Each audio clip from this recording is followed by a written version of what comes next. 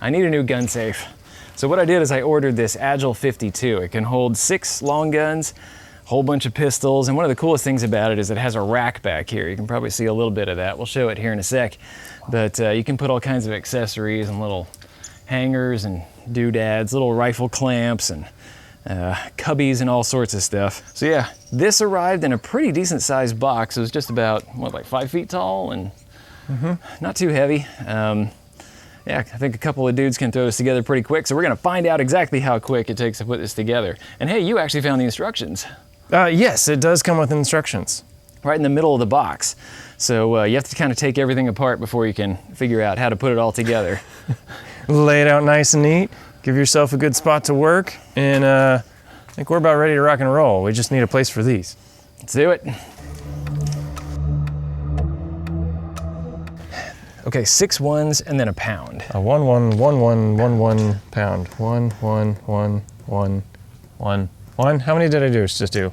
I lost track already. I didn't hear anything, but it opened. Whoa.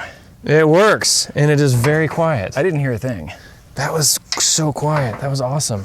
And it locks back. Okay.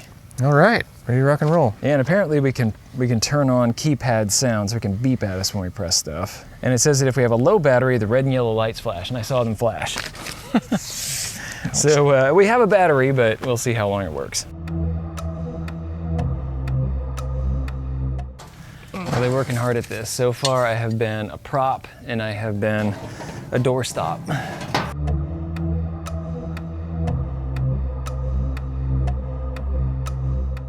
I can tell you a little bit about the materials that we're working with right here. So far, this is a lot like the Fastbox. It feels like it's made of all the same materials. You get a pretty stout steel all the way around. There is no kind of fire protection on this. So again, if you want to save all your guns at once, find a buddy and then drag it all out there, or you will have a gun barbecue. Yeah, it does feel pretty darn stout. Like I would have no trouble standing on this or whatever. It feels like it can take a real beating. The door is the heaviest part. This is where all the mechanical stuff is. It looks like we have a pin here at the top, one here on the side, and then one at the bottom. So yeah, this is not gonna be, something that is extremely secure, but it would take a little bit to break into this. Yeah, for price and ease and convenience. Yeah, this can fit all kinds of places. You could easily get this into a closet. Seems like it's about 18 inches deep. And you can configure this any way you want, which we'll show you here in a bit.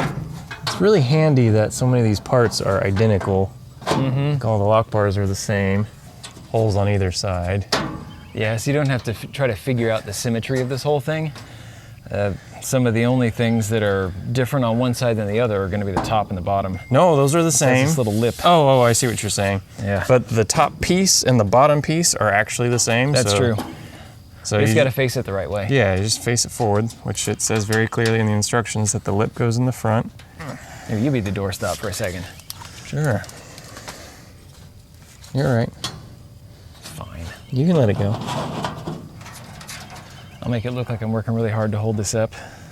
With a 10mm wrench or socket, tighten down all 12 hex nuts on the inside of the cabinet. We are also going to need a 10mm wrench for one of them that this can't get to. Okay. Hey, just a thought. Have you noticed that your 15mm wrench is a 6-point, whereas all the rest of them are 12 points? No. Okay. Because my 15mm wrench is a 12-point, and all the rest of mine are 6-point. Interesting. Yeah, weird. Not like we've ever worked together before. Put your screw in there, like so. And we're gonna lock that down in place. You know what, actually I'm gonna move down one more. How about that? How about right there? And then I'm gonna run that down. Give it a little snug, and good to go. Just like that. Ready for a bungee. If you have any of the Secure-It products, it looks like the best way to set up that bracket is to, just like this, with the bungee the way that you see it. And you want to mount it just up right near the muzzle so that you can easily do this. So yeah, you have the cleat down at the bottom that everything fits nice and snug into. And then up top, that just flips right over the top. So if you need to quickly get the rifle, yeah, it's just that fast. I like that setup, and with the bungee, instead of it just sitting there along with gravity, remember that this isn't the heaviest safe that you're gonna find out there. This is very lightweight. It's actually not difficult to pick up. You know, if you had two guys, you could easily move this whole thing. So it may not be fireproof because it doesn't have any of the insulation in there, but this could be more earthquake proof. If this falls over, everything's still gonna actually be attached in here. If you buy one of the complete kits, it's going to come with some bins as well. And these hang the exact same way as the brackets that we have right here.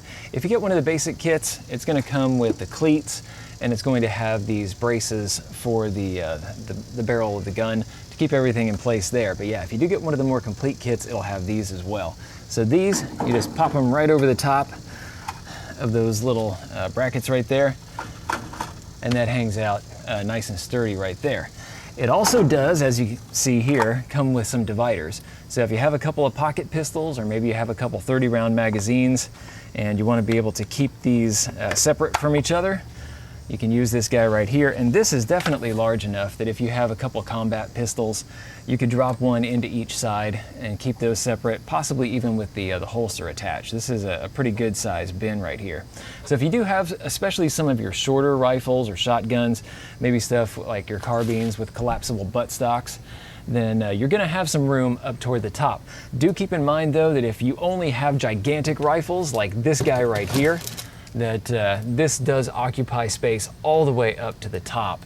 And so there's really probably not going to be any room for bins like this. So probably keep that in mind before you buy the big kit.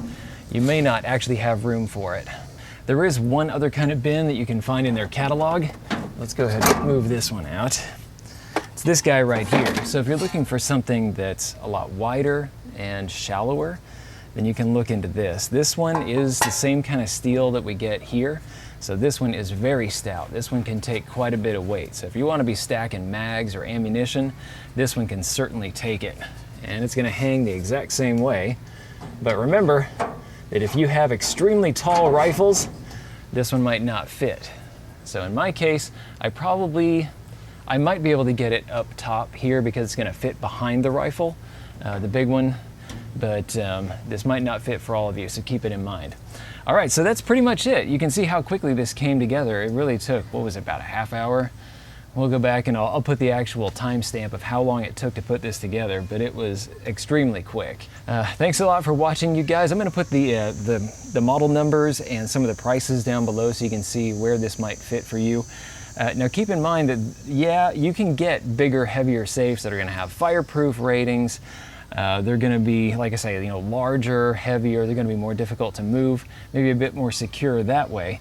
You can make this more secure by drilling it down into your concrete. So, you know, if you have a closet or whatever, you want to very firmly fix this, you can put it down into the floor. You can put it through the holes here in the sides into the wall, whatever's going to make it more difficult to move.